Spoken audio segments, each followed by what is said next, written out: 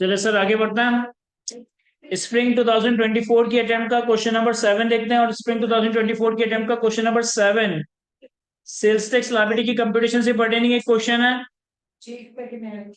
इस सवाल की वेटेज हमारे पास 16 मार्क्स की। रीड करते हैं और सॉल्व करते हैं। इससे कहता है following information has been extracted from the records of 3 registered person.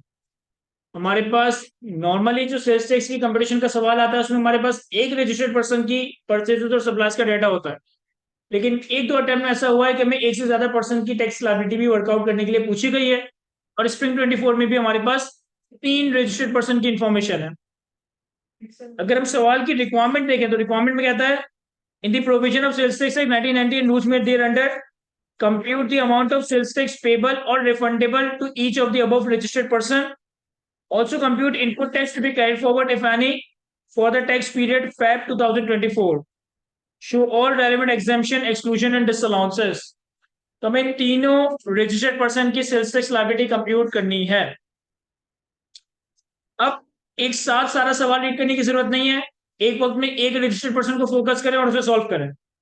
For example अगर हम रजिस्टर्ड पर्सन ए को देखें तो ए के पास टैक्सेबल सप्लाईज परचेजेस में taxable supplies from registered person है 10 million. Machinery from registered person है 4 million. Exam supplies from registered person है 2 मिलियन। तो तीन डिफरेंट तरह की परचेजेस है। सप्लाईज में taxable supplies to registered person है 8 million. Taxable supplies to unregistered person है 5 मिलियन। और input tax brought forward from January 24 है हमारे पास 3 मिलियन। हमारे पास जो परचेजेस में taxable supplies from registered person है इसके आगे एक नोट लिखा है नोट 1। नोट 1 में क्या कहता है? नोट 1 में कहता है कि these supplies are net of trade discount and cash discount of 2 million and 1 million respectively। कि ये जो हमारे पास टैक्सेबल परचेजेस आ रही है रजिस्टर्ड पर्सन की 10 मिलियन की, ये 10 मिलियन की purchases net of trade discount है 2 million, net of cash discount है 1 मिलियन। अब वैल्यू ऑफ सप्लाई की डेफिनेशन में हमने ये बात डिस्कस की है कि ट्रेड डिस्काउंट को तो नेट करने की इजाजत है अगर वो ट्रेड डिस्काउंट इनवॉइस में मेंशन हो, अगर वो trade discount in line with normal business norms हो। लेकिन कैश डिस्काउंट को हम नेट ऑफ डिस्काउंट नहीं करते। तो सबसे पहले हम रजिस्टर्ड पर्सन ए की बात करते हैं। हमारे पास क्वेश्चन नंबर 7 रजिस्टर्ड पर्सन ए और हमारे पास टैक्स पीरियड है हमारे पास फरवरी 2024। सबसे पहले हम इसकी इनपुट टैक्स की कैलकुलेशन करेंगे। तो इनपुट टैक्स की कैलकुलेशन में हमारे पास taxable supplies from registered person आ जाएगा। Taxable purchases from registered person. Sir 10 million की टैक्सेबल परचेजेस हैं, लेकिन ये 10 million net of trade discount of 2 million and net of cash discount of 1 million है। ट्रेड डिस्काउंट तो कंसिडर करेंगे लेकिन कैश डिस्काउंट कंसिडर नहीं करेंगे। तो इस पे हमने 18% से सेल्स टैक्स दिया होगा। इसके बाद हमारे पास मशीनरी फ्रॉम रजिस्टर्ड पर्सन है। कर चुके हैं या अभी 10 में से ही करेंगे? 10 में से ही करेंगे ना, तो 1 मिलियन ऐड कर देंगे ग्रॉस करने के लिए। अभी ये ऑलरेडी हाँ कर चुके थे, हम उसे अंडू करने के लिए ऐड कर दिए। इसके अलावा हमने मशीनरी परचेज की है फ्रॉम रजिस्टर्ड पर्सन और मशीनरी परचेज की हमने 4 मिलियन की। तो 4 मिलियन का 18%। और इसके अलावा हमारे पास exempt supplies from registered person आ रही है। तो हमारे पास कुछ एग्जाम्ड परचेजेस भी है और ये है 2 मिलियन की। चूंकि ये एग्जाम परचेजेस है तो इस पे हमने सेल्स टैक्स पे नहीं किया होगा। तो 11 मिलियन का 18%। 1.98 मिलियन में फुल फिगर में आंसर लिख रहा हूँ, वर्किंग कर रहा हूँ। 1.98 मिलियन 4 मिलियन का 18%। 7,25,000 7,20,000। और एग्जाम परचेजेस पे तो कोई इनपुट टैक्स नहीं आएगा। इसके अलावा हमारे पास कुछ ब्रॉड फॉरवर्ड इनपुट टैक्स भी आ रहा था 3 मिलियन का। तो हमारे पास brought forward input tax 3 million. तो ये हमारे पास टोटल इनपुट टैक्स आ गया 5.7 मिलियन। अब इनपुट टैक्स कैलकुलेट करने के बाद हम आउटपुट टैक्स पर आएंगे।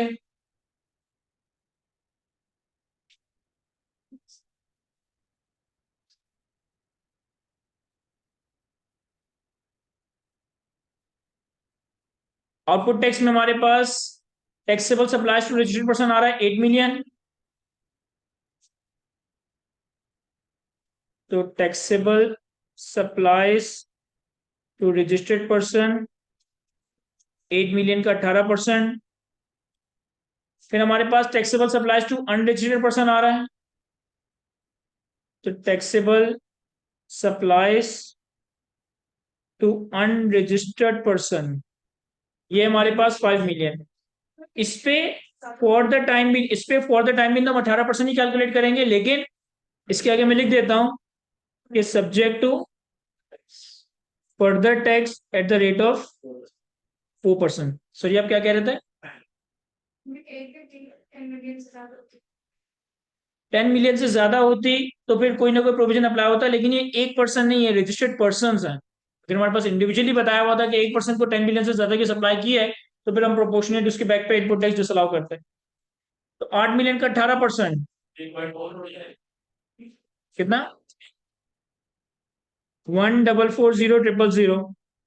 फिर हमारे पास 5 मिलियन का 18% 9 लाख। तो हमारे पास आउटपुट टैक्स कैलकुलेट हो गया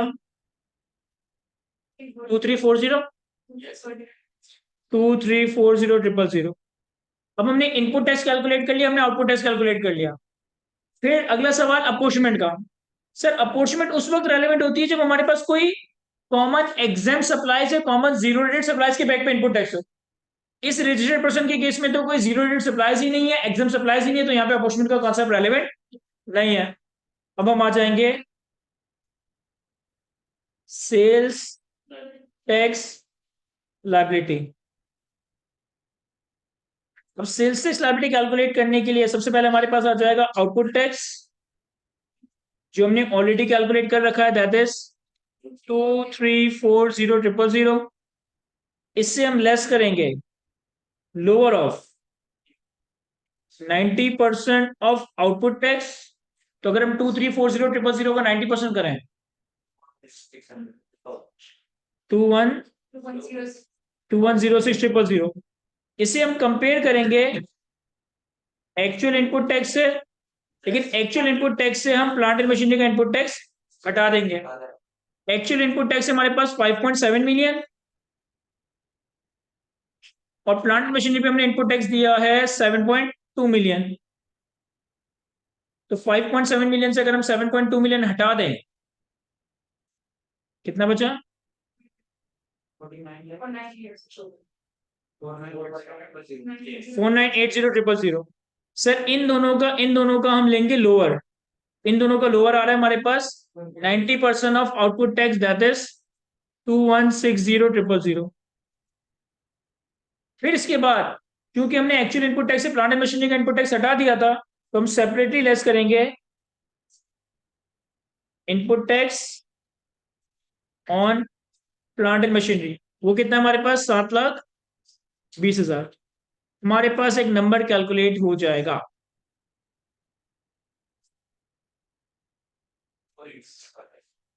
486,000। Positive negative?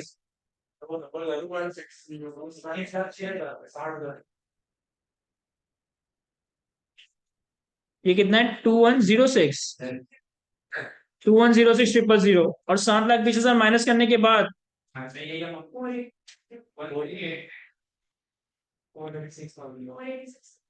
486,000 positive negative? Negative, यानी कि यहाँ भी कैरी फॉरवर्ड अमाउंट बन रहा है। सही है, यहाँ भी कैरी फॉरवर्ड अमाउंट बन रहा है। तो चूंकि ये नंबर नेगेटिव आ रहा है, अब आपकी जो सेल्स टैक्स लायबिलिटी है, इस सेल्स टैक्स लायबिलिटी में सिर्फ और सिर्फ फर्दर टैक्स आ जाएगा। और वो कितना था सर, हमने अनरजिस्टर्ड पर्सन को 5 मिलियन की सप्लाई की है, तो 5 मिलियन का 4%, 2 लाख। सर 2 लाख रुपए आपकी सेल्स टैक्स लायबिलिटी कैलकुलेट हो गया, 2 लाख रुपए आपकी सेल्स टैक्स लायबिलिटी कैलकुलेट हो गया। और input tax carry forward, sir input tax carry forward कैसे कैलकुलेट होगा समझिएगा। एक तो आपने जो यहाँ पर नेगेटिव लायबिलिटी कैलकुलेट की है, ये कैरी फॉरवर्ड होगी दोनों में डिफरेंस 486,000, 486,000। दूसरा, जब आपने इनपुट टैक्स क्लेम किया था तो आपका 90% of the output tax actual input tax से कम आ रहा था, तो यहां पे भी कुछ इनपुट टैक्स क्लेम नहीं हुआ। वो कितना है सर, वो है 4,980,000 माइनस 2,106,000, इन दोनों का डिफरेंस। तो ये नेगेटिव नंबर भी कैरी फॉरवर्ड होगा और इन दोनों का डिफरेंशियल भी कैरी फॉरवर्ड होगा, तो total input tax carry forward कितना आ गया, और 2।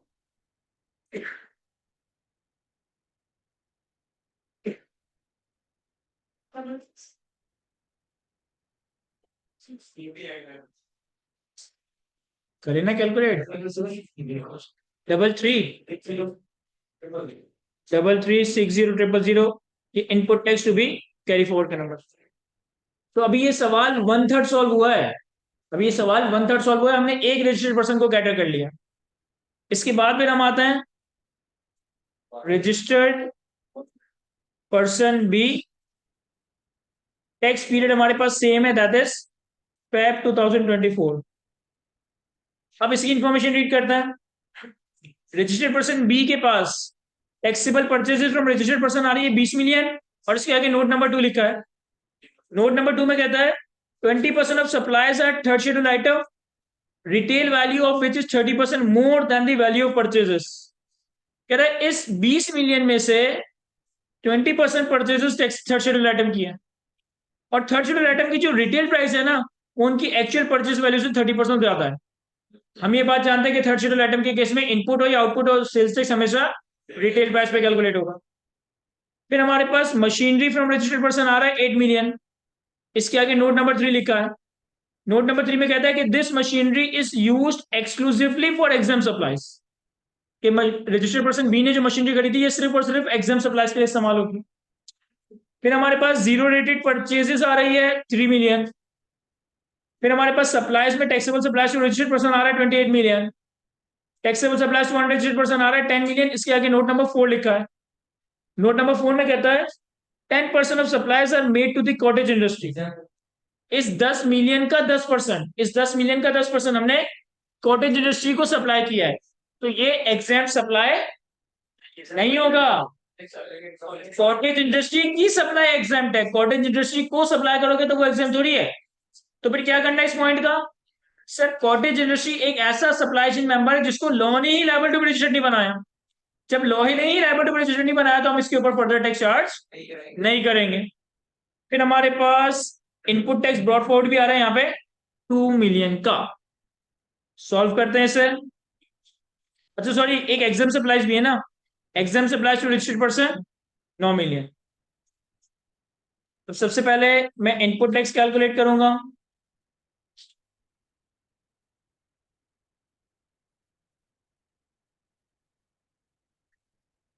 इनपुट टैक्स में सबसे पहले हमारे पास taxable purchases from registered person आ रहा है 20 मिलियन, और इस 20 मिलियन का 20% थर्ड शेड्यूल है, तो हमारे पास टैक्सेबल परचेजेस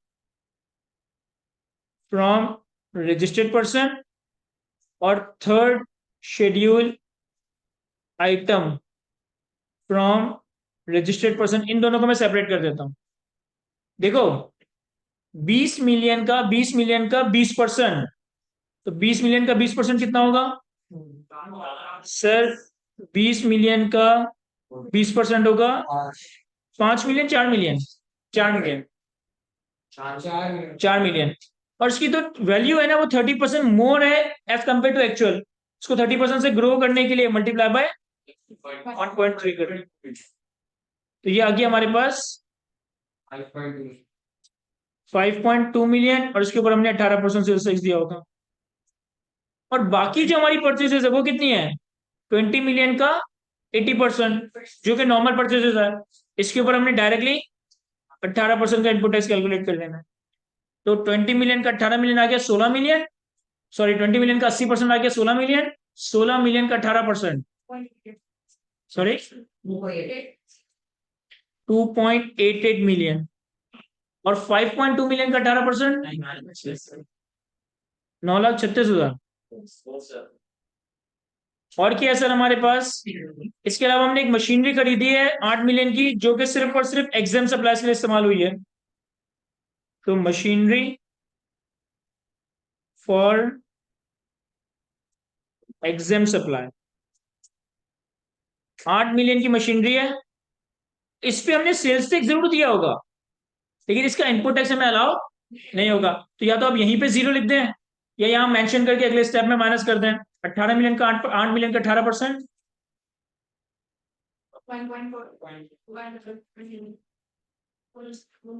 14,40,000। इसे मैं यहाँ मेंशन कर रहा हूँ, टोटल इनपुट टैक्स से इनपुट टैक्स इनएडमिसिबल के नाम पे माइनस कर दूंगा।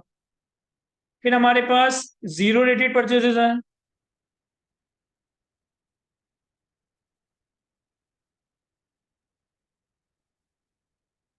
और ये जीरो रेटेड परचेजेस हमने किए हैं अनरजिस्टर्ड पर्सन से 3 मिलियन। तो चूंकि अनरजिस्टर्ड पर्सन है, वो तो वैसे भी हमें सेल्स टैक्स चार्ज नहीं कर सकता। और फिर कुछ हमारे पास ब्रॉड फॉरवर्ड इनपुट टैक्स भी था, वो था हमारे पास 2 मिलियन। तो ये हमारे पास टोटल इनपुट टैक्स आ जाएगा 7 to 5,6,000, बिल्कुल कर सकते थे, मशीनरी को ना लें। अब अपोर्शमेंट से पहले हमें कैलकुलेट करना पड़ेगा आउटपुट टैक्स।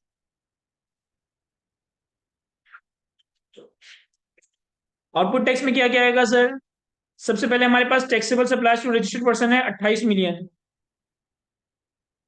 तो taxable supply to registered person 28 million का 18%,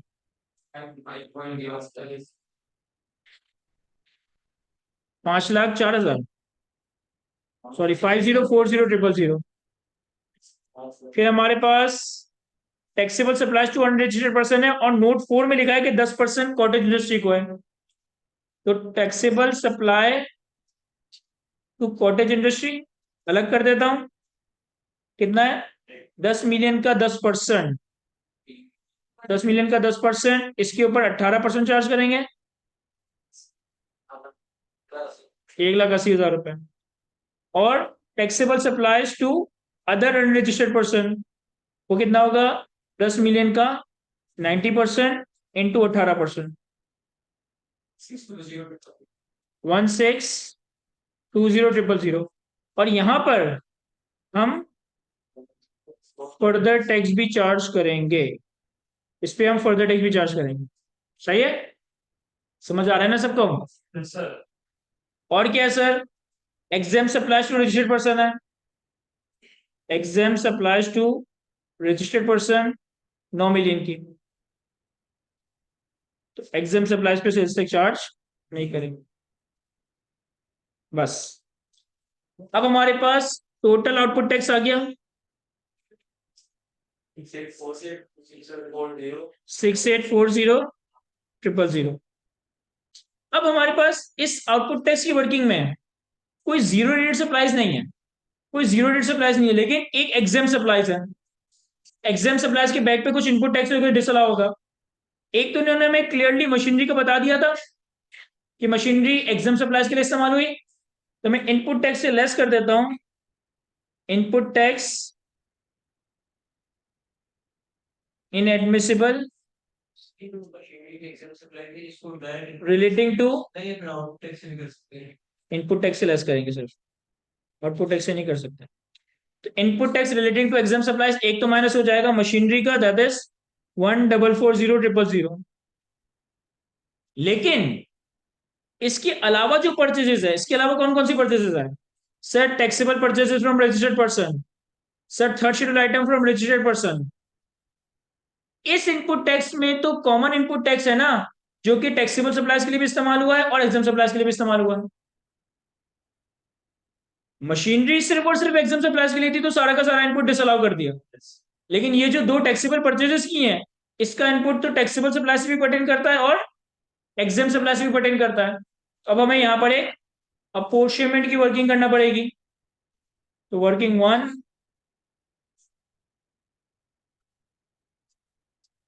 apportionment of input tax. Sir हमारे पास सप्लाई, वैल्यू ऑफ सप्लाई और कॉमन इनपुट टैक्स। देखो हमारे पास दो तरह की सप्लाई है, एक तो टैक्सेबल और एक एग्जाम। टैक्सेबल सप्लाईज कितनी है? 28 मिलियन, 1 मिलियन और 9 मिलियन। 28 मिलियन, 1 मिलियन और 9 मिलियन।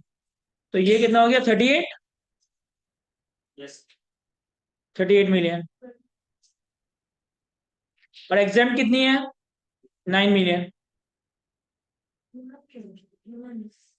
तो ये टोटल आ गया हमारे पास 47 मिलियन। कॉमन इनपुट टैक्स हमारे पास कौन सा है? सर जो हमने टैक्सेबल परचेजेस की रजिस्टर्ड पर्सन से, जो हमने थर्ड शेड्यूल आइटम परचेज की रजिस्टर्ड पर्सन से 2.88 मिलियन प्लस 936, ये हमारा कॉमन इनपुट टैक्स है। ये मशीनरी का स्पेसिफिक था, डिसअलाउ कर दिया। और ये तो ब्रॉड फॉरवर्ड है, ब्रॉड फॉरवर्ड को हम दोबारा से अपोर्शन नहीं करते। तो हमारे पास कॉमन इनपुट टैक्स आ गया इन दोनों का टोटल 313816।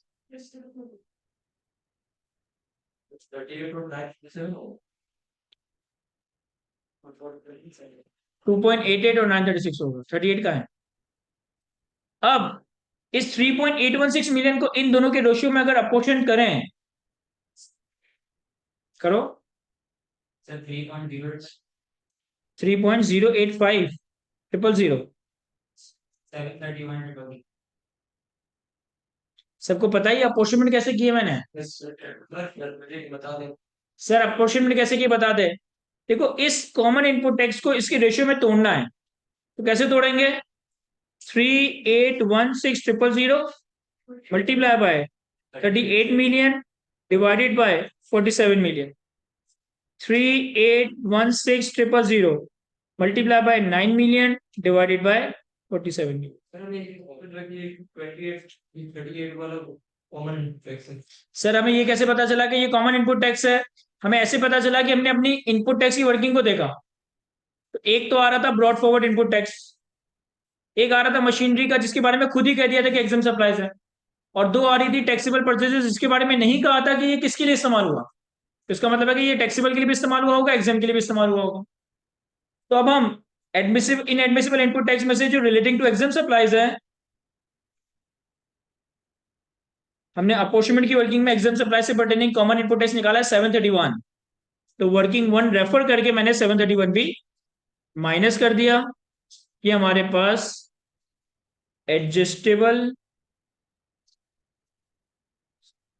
इनपुट टैक्स आ जाएगा 7 टू कितना 508500 508500। Sir adjustable input tax calculate कर लिया, आउटपुट टैक्स कैलकुलेट कर लिया। अब हम आते हैं सेल्स टैक्स लायबिलिटी। इसकी वर्किंग स्टार्ट करेंगे। आउटपुट टैक्स है, आउटपुट टैक्स है हमारे पास 6840000। इससे हम लेस करेंगे lower of 90% of output tax. तो 6840 का 90%, ये आ गया हमारे पास 6156। और इसे कंपेयर करेंगे एक्चुअल इनपुट टैक्स है। एक्चुअल इनपुट टैक्स जो हमने एडजस्टेबल कैलकुलेट किया है ना, इसमें प्लांट एंड मशीनरी का कोई इनपुट नहीं है, क्योंकि प्लांट एंड मशीनरी का तो सारा इनपुट एग्जाम के नाम पे ऑलरेडी माइनस हो चुका है। तो 5085 इन दोनों का जब हमने लोअर देखा तो एक्चुअल इनपुट टैक्स लोअर आ रहा है। तो 5085 एक नंबर हमने कैलकुलेट कर लिया।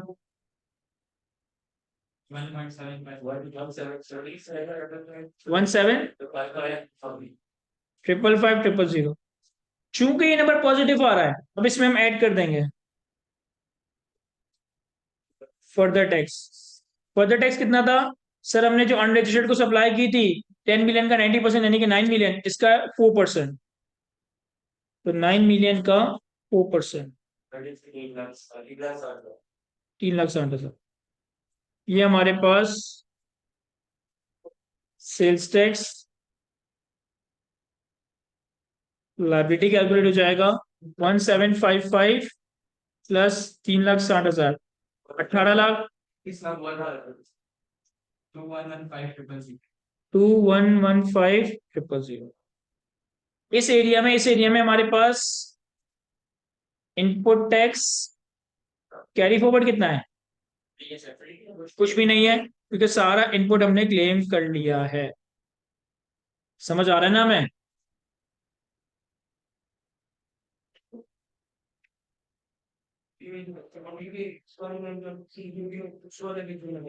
सर एक स्टूडेंट ने कहा सर अपॉर्चमेंट का बता दे, अपॉर्चमेंट समझ नहीं आ रही। और एक ने सवाल पूछा कि सर इस वाले रजिस्टर्ड पर्सन में क्यों अपॉर्चमेंट किया, पिछले वाले में क्यों अपॉर्चमेंट नहीं किया। देखो पहले तो ये समझो कि अपॉर्चमेंट होगी कब। अपॉर्चमेंट उस वक्त होगी जब तुम्हारी सप्लाईज में, तुम्हारे आउटपुट टैक्स की वर्किंग में टैक्सेबल, जीरो रेटेड और एग्जेम्प्ट, इन तीन में से कोई दो या तीनों सप्लाईज आ रही हो। एंड अपॉर्चमेंट उस वक्त होगी जब इन टैक्सेबल, एग्जेम्प्ट या जीरो रेटेड सप्लाईज के बैक पे कोई कॉमन इनपुट टैक्स हो। जब ये दो बात पूरी होगी ना तो अपॉर्चमेंट होगी। जब हमारे पास टैक्सेबल, जीरो रेटेड और एग्जेम्प्ट सप्लाईज हो और उनके बैक पे अगर कोई कॉमन इनपुट टैक्स हो तो अपॉर्चमेंट होगी। जो हमने रजिस्टर्ड पर्सन ए किया था, रजिस्टर्ड पर्सन ए की आउटपुट टैक्स की वर्किंग में दो सप्लाईज थी और दोनों ही टैक्सेबल सप्लाईज थी, ना कोई एग्जाम सप्लाईज थी ना कोई जीरो रेटेड सप्लाईज थी, तो यहां हमने कोई अपॉर्चमेंट नहीं की। लेकिन जब हमने रजिस्टर्ड पर्सन बी को देखा तो टैक्सेबल सप्लाईज भी हैं, एग्जाम सप्लाईज भी हैं। लेकिन सिर्फ टैक्सेबल सप्लाई और एग्जाम सप्लाई का होना इस बात की कंक्लूजन नहीं है कि अपॉर्चमेंट होगी। ये भी होना जरूरी है कि इसके बैक पे कोई कॉमन इनपुट टैक्स हो। अब जब मैंने इसके बैक पे इनपुट टैक्स देखे तो हमारे पास चार तरह के इनपुट टैक्सेस थे। एक था broad forward input tax. Broad forward input tax की हम अपोर्शनमेंट नहीं करते क्योंकि वो ऑलरेडी अपोर्शन होकर आया होता है। एक था प्लांट एंड मशीनरी का input tax. Plant and machinery के इनपुट टैक्स को इस सवाल में इसलिए अपोर्शन नहीं किया क्योंकि वो कॉमन इनपुट टैक्स नहीं था। इन्होंने मैं बताया था the machinery is used for exam supplies only. तो चूंकि मशीनरी सिर्फ और सिर्फ एग्जाम सप्लाईज के लिए हुई, इसका मैंने सारा इनपुट डिसअलाउ कर दिया। Broad forward input tax apportion होगा नहीं, प्लांट एंड मशीनरी का सारा इनपुट डिसअलाउ होगा, बची ये दो टैक्सेबल परचेजेस। इन दो टैक्सेबल परचेजेस का जो इनपुट टैक्स है, इसने टैक्सेबल सप्लाईज भी जनरेट की है और एग्जाम सप्लाई भी जनरेट की है, तो ये बन गया कॉमन इनपुट टैक्स। अपोर्शनमेंट के लिए मैंने कहा मेरे पास इस सवाल में टैक्सेबल है और एग्जाम्प्ट है। टैक्सेबल कितनी है? 28 मिलियन, 1 मिलियन और 9 मिलियन, तो इन तीनों का टोटल आ गया 38 मिलियन। एग्जाम्प्ट कितनी है? 9 मिलियन। कॉमन इनपुट टैक्स कितना है? सर कॉमन इनपुट टैक्स थे ये दो, इन दोनों का टोटल रख दिया यहां पे और इस नंबर को इन दोनों के रेशियो में अलोकेट कर दिया। जितना इनपुट इन एडमिसिबल से पर्टेनिंग आया ये भी डिसअलाउ हो गया, 731 या माइनस कर दिया।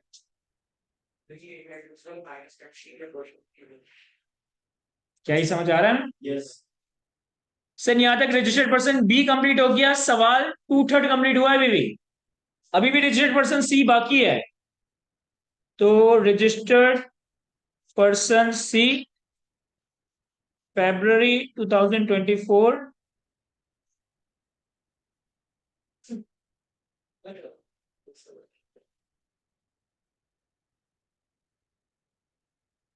Input tax. अब रजिस्टर्ड पर्सन सी में क्या कह रहा है? रजिस्टर्ड पर्सन सी में कह रहा है कि इसने टैक्सेबल सप्लाईज परचेज किए हैं, नहीं टैक्सेबल सप्लाईज परचेज नहीं की। इसने taxable supplies from unregistered purchase किए 6 मिलियन की, नोट 5। नोट 5 में लिखता है this includes supplies of 2 million from cottage industry. Sir कोई फर्क ही नहीं पड़ता, आप अनरजिस्टर्ड से परचेज करो या कॉटेज सप्लाई की एग्जाम परचेज करो, दोनों ही केसेस में आपने कोई इनपुट टैक्स पे नहीं किया। हमने मशीनरी परचेज की है 12 मिलियन की, इस पे नोट 6 है। नोट 6 में लिखता है this machine is used exclusively for taxable supplies. थोड़ा सा ध्यान दीजिएगा, अगर आपका एग्जामिनर कह रहा है ना कि कोई चीज सिर्फ टैक्सेबल सप्लाई से पर्टेन करती है, इसका मतलब है कि ये taxable at the rate of 18% से पर्टेन करती है, और ये जीरो रेटेड से भी पर्टेन करती है, क्योंकि जीरो रेटेड भी टैक्सेबल सप्लाई होती है। लेकिन एक आईक्यू के पासवर्ड का सवाल है जिसमें कहा है this pertains to taxable local supplies only. तो इसका मतलब है ये एक्सपोर्ट या जीरो रेट से पर्टेन नहीं कर। यहाँ पे ये टैक्सेबल ओनली की बात कर रहा है, तो उसका मतलब 18% वाला भी और जीरो रेट वाला भी एग्जाम वाले से ये पर्टेन नहीं करता। फिर हमारे पास सप्लाईज में कह रहा है taxable supplies to registered person 42 million, taxable exempt supplies to registered person 15 million, और zero rated supply to registered person 7 million. Working कर लेते हैं, कोई ब्रॉड फॉरवर्ड इनपुट टैक्स नहीं है। सबसे पहले इनपुट टैक्स की वर्किंग में आता है taxable supplies from registered person. तो हमारे पास taxable purchases from cottage industry और taxable purchases from unregistered person. Cottage industry से हमने परचेज किया था 2 मिलियन, इस 2 मिलियन पे हमें कोई सेल्स टैक्स चार्ज नहीं हुआ होगा। टोटल परचेजेस थी अनरजिस्टर्ड की 6 मिलियन, तो 6 में से 2 निकाल दिया, और बाकी पे भी कोई सेल्स टैक्स पे नहीं किया। सही है। फिर हमने मशीनरी परचेज की है फ्रॉम रजिस्टर्ड पर्सन, और ये मशीनरी सिर्फ और सिर्फ टैक्सेबल के लिए इस्तेमाल हुई है, एग्जाम के लिए इस्तेमाल नहीं हुई। कितने की मशीनरी परचेज की है? 12 मिलियन। इस पे हमने 18% से सेल्स टैक्स दिया होगा। कितना? 2160,000। ये हमारे पास इनपुट टैक्स आ गया। अब अपोर्शनमेंट के लिए पहले हम देखेंगे आउटपुट टैक्स की वर्किंग।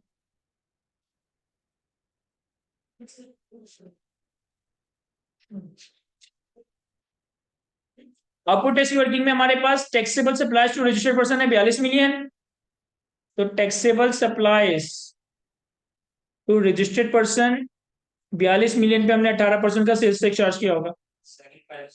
फिर हमारे पास है tax exempt supply to registered person 15 million, exempt supply to registered person 15 million, इस पे हमने सेल्स टैक्स चार्ज नहीं किया होगा। फिर हमारे पास zero rate supplies to registered person 7 million, 7 million, इस पे हमने 0% से सेल्स टैक्स चार्ज किया होगा। तो 42 का 18%, 7560,000, और ये एग्जाम है, ये जीरो रेट है, तो टोटल आउटपुट टैक्स आ गया 7560,000। अब इस सवाल में टैक्सेबल भी है, एग्जाम भी है, जीरो रेटेड भी है। तो अपेरेंटली एक्सपोर्शनमेंट की पहली कंडीशन पूरी हो गई।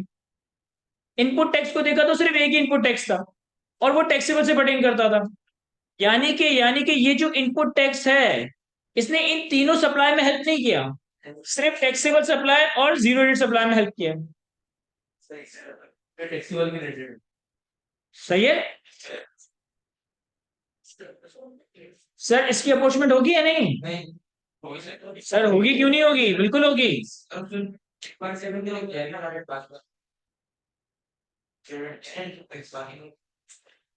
दो में जनरेट किया, एक में नहीं किया। टैक्सेबल लोकल और जीरो रेट में जनरेट किया। अब अपॉर्चुनिटी के लिए क्या करेंगे?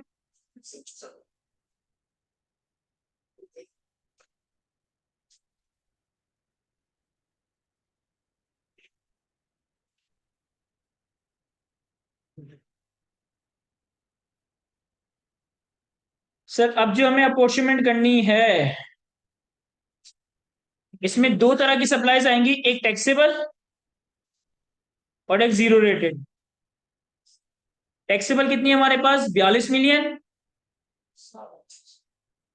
और जीरो रेटेड है हमारे पास 7 मिलियन। तो ये हो गया टोटल 49 मिलियन।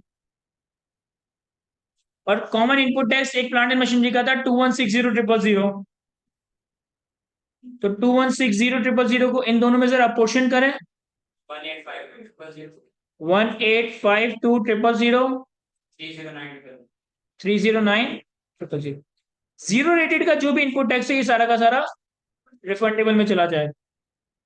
अब इनपुट टैक्स से हम लेस कर देंगे input tax refundable related to a machinery is used exclusively for taxable supply. We don't क्योंकि हमने जो सप्लाई की डेफिनेशन कवर की थी, सप्लाई या तो टैक्सेबल होगी या एग्जेम्प्ट होगी।